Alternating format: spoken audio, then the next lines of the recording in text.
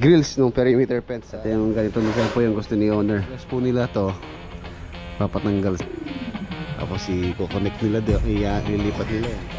So yun yung namin dito mga boss. Actually property ano siya, nakakaya isa ano tawag dito yung dalawa, karoon dito ito, apat nadidelay mas ano yung profile niya pala.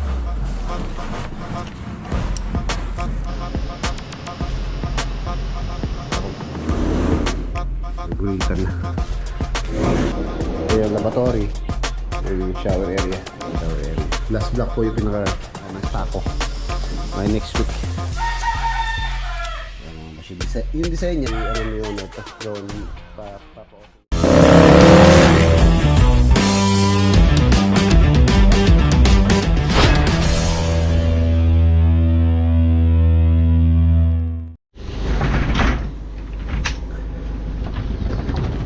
Good morning.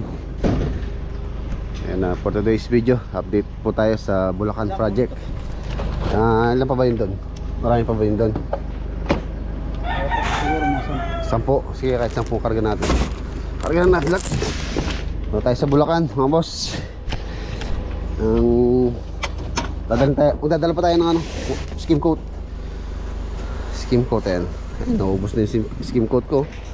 Alas nasa ano po yun mga boss, nasa 100 bag yata yun. Wala na, ubos na.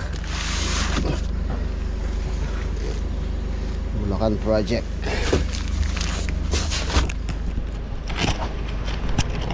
Okay, patong lang dyan. Tapos ayun na yung mga ano, yung mga grills sa ano, sa Lake Shore na fabricate na po rito.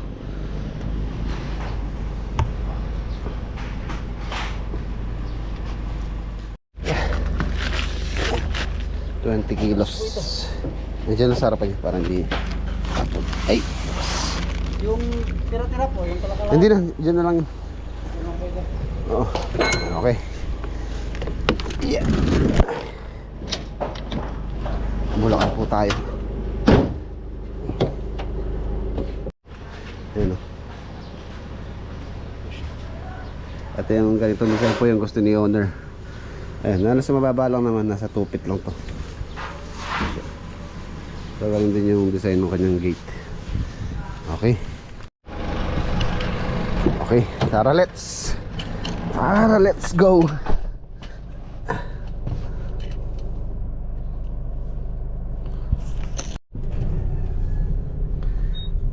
Nandito na tayo. Dito po sa Bulacan project. Update po tayo rito. You know.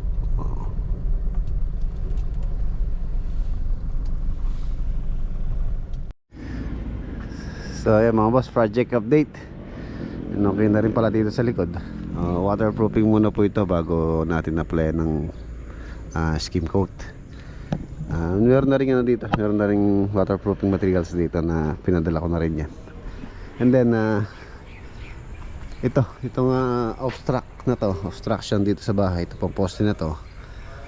Ang gusto sana ni owner, ipapa-relocate po yan. Dapat at least dito sana yan, no? Dito sa area na to, which is dito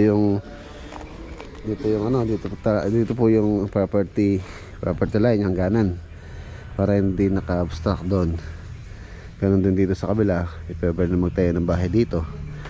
So ayun, request po nila to papatanggal sa Meralco yata nakakasakop dito sa Bulacan.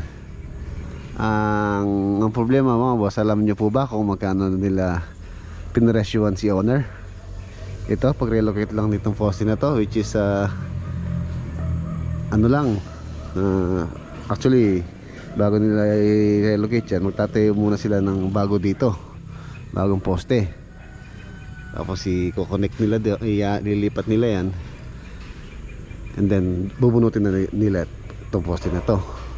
Ang presyo po na hinihingi nila is 200,000 daw ang magiging cost or gagastusin ni owner. So nabigla po sila sa laki. So yun, kaya tasok po ito. Ito po yung property line. So ayun yung sa kabila yung ano, yung yung mundon. So pasok itong poste na to sa property, which is dapat i-request lang yan na i-relocate ng Meralco, kung Meralco man yung nakakasakop dito. Then nagulat po si owner, yun nga yung naging ano dito, napakalaki po ng hinihingi nila. Kasi yung pong balak kasi namin dito mga boss, actually itong canopy na to, itong canopy po nitong bahay, ano, itong pinaka main door, i-dediretso na namin. Ang problema pala, tatamaan siya, halos nakagitna siya dito sa main door. Ano, ng gitna. Paano pala namin malamang ano namin to, tawag dito yung blackout. Ayan mga boss, grabe po, mahal pala. Comment nyo po sa baba kung makatarungan po ba hinihingi ng Meralco na 200,000 pag relocate nito. Alam ko yung sa previous project natin meron na rin po kami na encounter na ganito, tulad sa San Fernando. Shoutout kay Parindoy at kay Baron Seng. Yung sa kanila din, nirelocate din yung po kasing ganito dahil nga ano nga siya, nasa gitna na property. Ano siya, nakaka-interact or obstruct siya. So pinilipat yun, pero hindi naman po ganun kalaki yung binayaran nila. Siguro kung hindi ako nagkakamali, nasa 16 to 18,000 lang yata ang binayaran. Ganun lang yung bayad. Tsaka sa ano, isa pang project namin na nilipat din sa may Amaya. Yan, shoutout kay Kabalo. Yan, shoutout kay Sir Kabalo tsaka kay Ma'am Kabalo dyan sa may Amaya. Ayan, alam ko hindi naman po ganun kalaki. Hindi sila gumastos siguro no, at least mga 20,000. And dito po, napakalaki hinihingi. Grabe, 200,000 ang hinihingi po nila, ang estimate nila dito sa pag-relocate nitong poste na to. Ano, tatamaan kasi to yung canopy kasi na yun mga boss, sasagad na namin dito sa bakod para po ma-cover yung main door, kasi talagang magiging exposed siya sa elements tulad ng sun and rain pagka hindi po namin hinabaan yung canopy nito. So yun yung napag-usapan na rin namin ni owner. Ayan, grabe naman. So yun, update tayo dito. Halos ongoing pa rin yung pag-skim coat nila pag mamasilya sa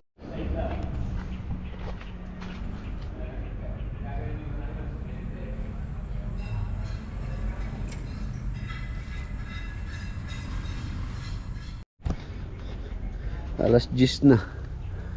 Ayun o.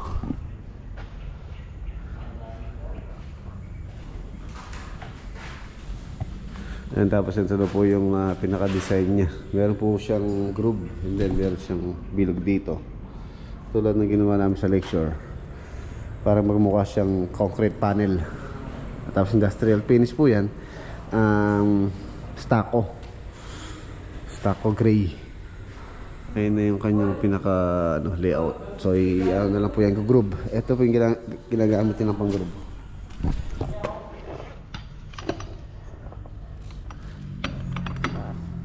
Ayan, pang groove. So pagka ayun na yung groove. Finish. So lahat po ng wall dito sa interior, ganyan po yung gusto nila owner. Ano po siya, ano siyang groove. And then yung butas sa gilid, parang ano siya talaga, concrete panel. Ganun din sa taas, kaya medyo ano pa dito, magtatagal pa dito. And bago matapos yung kisame. So yung kisame medyo din, medyo matrabaho din, kailangan din pinturahan isa-isa. Baba po yan, di pa po nakapix yung mga nilagay naming mga tubular na 2x3 doon. Itatanggalin pa yan para pinturahan, and then pagka tapos doon sasalpak para mas mabilis. Mas matagal po kasi kung doon natin sa taas pinturahan niya na isa-isa. So mas madali kung sa baba. And then pagka natapos, salpak. Ganun din sa kabila, ganun din yung ceiling niya. And then yung pong pa-SM board niya is black.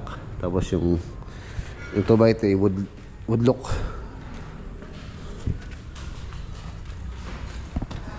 Dito tayo sa may master. Ito.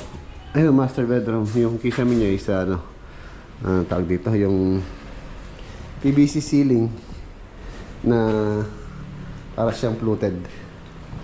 Ito. Ay, ganito yung gustong kulay ni owner dun sa mga 2x3. Ganito pong kulay, tapos ganyan din, black din yung pinaka-space niya. Parang ganito rin ang mangyayari. Ang magiging kulay niya. Ay, nilalagay na po nila. Ayun na, nilalagay na sila. 2.9 meters. Tapos yung kanyang lapad, 30 cm or halos 1 foot na. And then 8 mm yung kanyang kapal. PVC ceiling. Ayun na rin, nakalayout na. Yung sa mga butas-butas yan sa gilid. Yung group na lang po yan. Ayan, dito rin, ganoon din.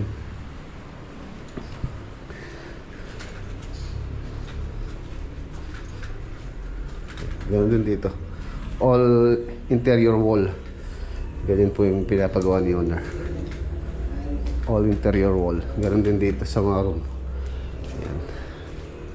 Tsaka sa taas dito. Ayos. Tapos ito yung sunken area. Ito yung kanyang pinaka-access pababa. Kanyang TV. Nandito mayroon tayong ceiling fan dyan sa area na yung mga boss. Ang gusto ni owner, sentro dito sa may sunken yung kanyang ceiling fan. Ganon din dito yata. Meron din dito. Tsaka ano ba yun? 1, 2, 3, 4. Dito yata wala na. Wala, 4. 1, 2, sa room dito. Ito, 4. Hindi ko lang sure kung 4 po yun. Lagi na yung lock. Tara, parik tayo. Ito ang hagdanan niya. Painted po ito ng kulay black. Matte. Para na talagang magmukha siyang industrial. Ay, medyo marami-rami pa. Medyo marami-rami pa pong ginagawa rito. Meron akong dinagdag na tao dito. Or yung mga pintor. Kaya lang, hindi po pumasok. Nakaka-ano din. Nakaka-stress din pagka yung mga tao hindi pumapasok. Delay na, lalo pa na delay.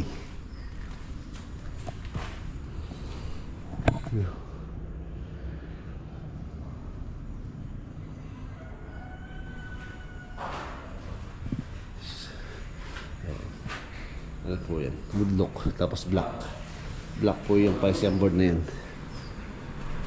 Ano po ito? 2x3. Yung pinakamanipis lang. Huwag na pinakamakapal para hindi na masyadong mabigat.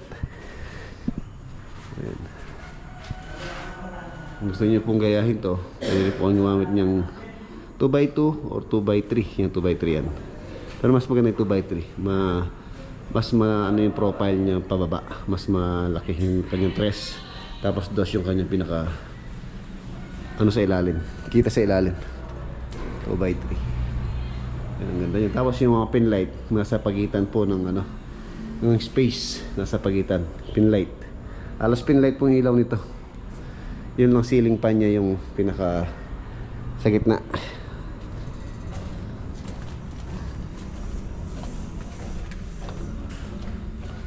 $200,000.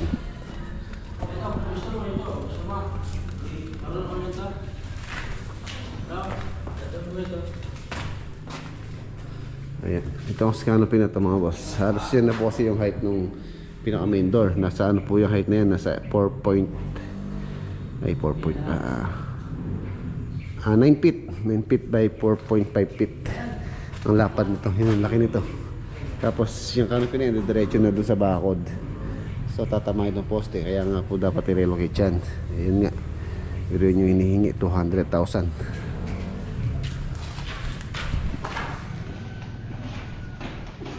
Break time, break time.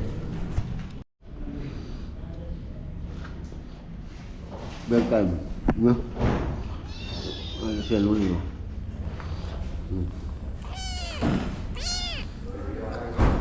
Uwi ko na siya. Nakalimutan ko magdala ng ano ng kulungan. Meron siyang ano, meron siyang pulgas. Pulgas ka mo ning. Oh. Cancel ako muna.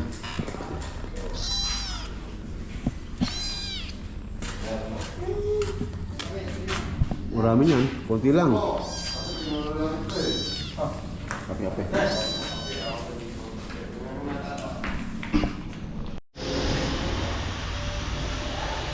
Ito na po yung mga ano, mga pictures ng CR. Nabali na nila kuya.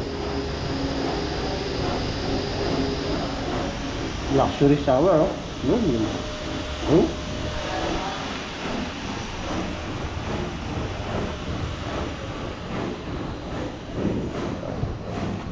Under lang ng mga bangko. Tawal eh. Manual.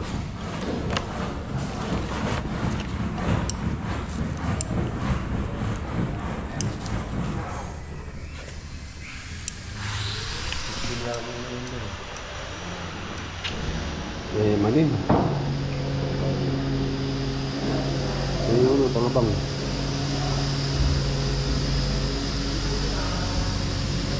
Ano po yung ilang mga fittings or mga pictures, accessories sa toilet and bath. Mayaman. Para ka lang pinipindot ano, yung mga cassette dati. Play, pause.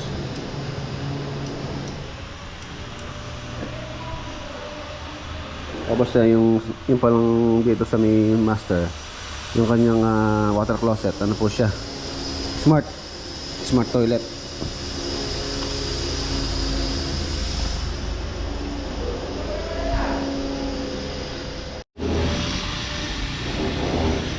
Ayan, dito sa harapan halos ganoon din po yung magiging finish niya. Para din siyang concrete panel.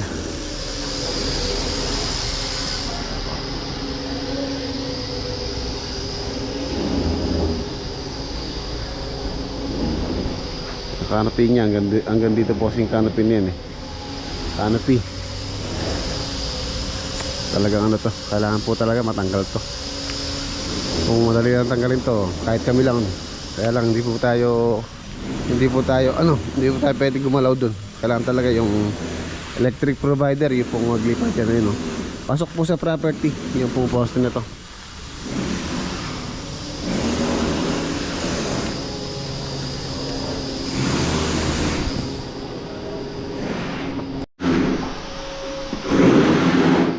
Ito po yung mga gamit. Ceiling fan. Tapos yung smart toilet, nandito na rin, range hood. Ayan, so naka-ready na po lahat yan.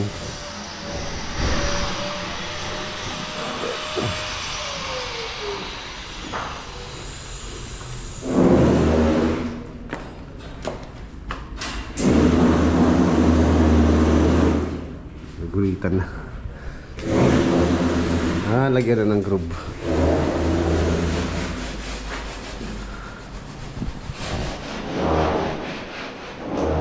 Tapos ito yung walk-in closet, CR.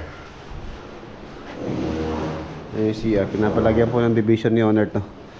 Tapos ano po yung sa gitna niya, glass block. Ito yung lavatory. Ito yung shower area.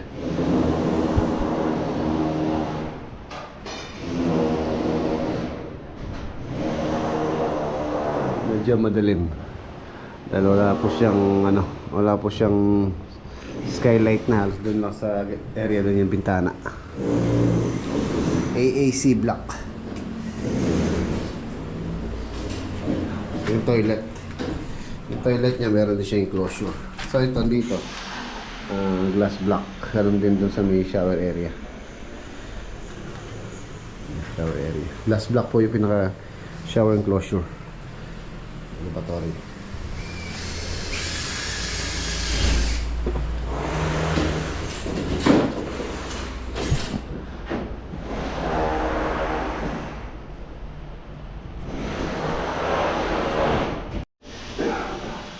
Pagbalik natin next week, kompleto na to. Tapos meron na ring groove. Tapos papa-start na rin natin yung pag-apply nila ng stako by next week. Tapos yun po, meron tayong absent dito. Yung mga pintor na dinala ko dito, absent yung 3 yata silang absent. Kaya medyo walang 2 lang yung pintor ngayon gumagawa ngayon dito. So iwan na natin sila mga boss. Dadaling ko na sana yung kuting, yung pusa. Kaya lang pala dadaan pa ako dito sa bilihan ng materyales. Hindi naman pwede ipasok dun sa store yung pusa. Kung sana diretso na ako ng uwi, dadaling ko na sana kahit dito lang sa sakyan ilagay yung pusa. Kaya lang yun nga, hindi naman pwedeng iwan natin dito sa parking, baka mamatay. So next time na lang, pakukuha ko na lang siya rito. Ko kay Baya pagka nagbunta siya rito para may uwi na rin yung pusa.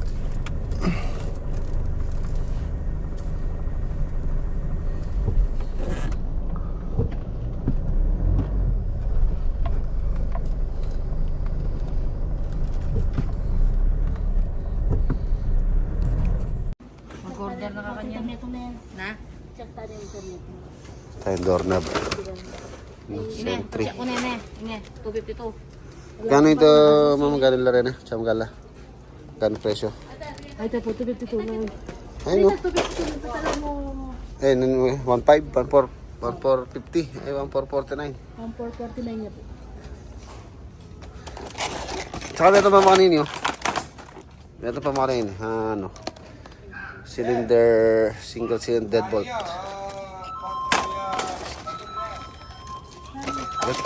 Makanini.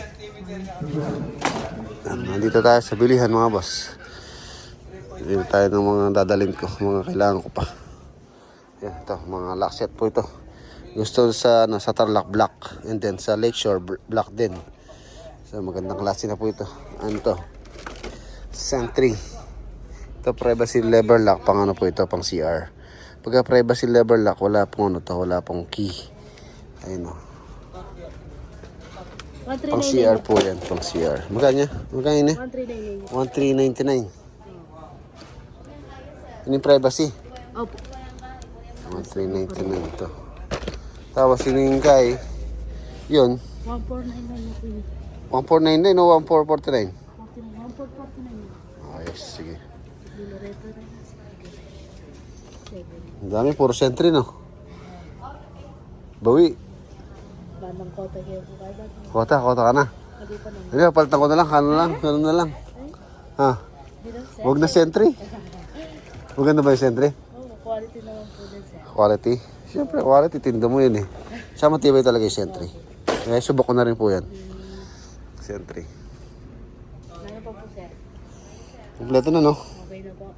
Sige, kompleto na yun. Ang dami no? Wala na po. Kaya din na po may gatsis kaya kayo? Wala pa. Wala na po. Papantod ako po mo sa Okay, mga boss, nakabili na tayo. Yung mga kailangan po nating materials na dadalhin sa mga proyekto. Okay na. Wala na siguro ako nakalimutan. So, pwede na tayong umuwi siguro.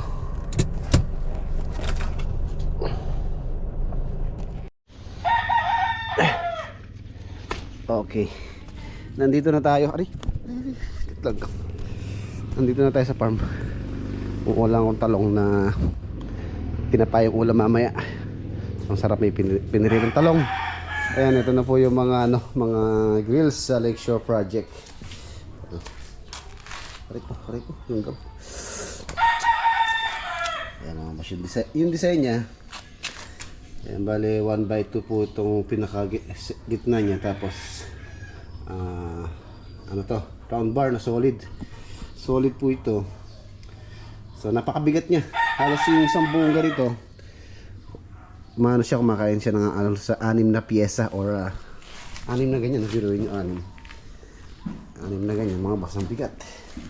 Ayun o, napakatimbang.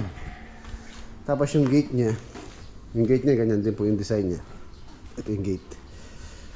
Bale swing type po siya. So 2 panel. Para daw ni owner to, gawan papa-automate niya. Automated. Ayan po yung gate. So itong pintuan na to, yung shoutout kay Ate Ellie tsaka kay Kuya Ed. Sa ano po ito? Sa Lubao, yung pong papalitan natin. Actually matagal na pong tapos to. Pero ang gusto nila owner doon is magawa muna yung canopy. Medyo busy pa po yung welder natin, so isingit na lang natin yun. Hindi naman daw nagmamadali naman sila. Tatabi ko na lang muna yun para hindi rin ma-damage or magkagasgas. Tatabi ko naman muna. Although yung pintuan naman po doon, naayos naman yun. Talong. Po pa tayo mamaya. So yun. Dito sa farm. Yung solar natin, all goods naman na. So, yun, nag-welding sila ngayon. Sa solar po yung maandar. Medyo makulimlim din ngayong araw. Hindi masyadong umaraw. So, yun. Kita-kita tayo bukas sa next upload. Hanap pa ako ng okra doon sa may likod. Mayroong okra doon. Hanggang dito na lang po. Kita-kita tayo bukas. Paalam po. God bless. Ingat.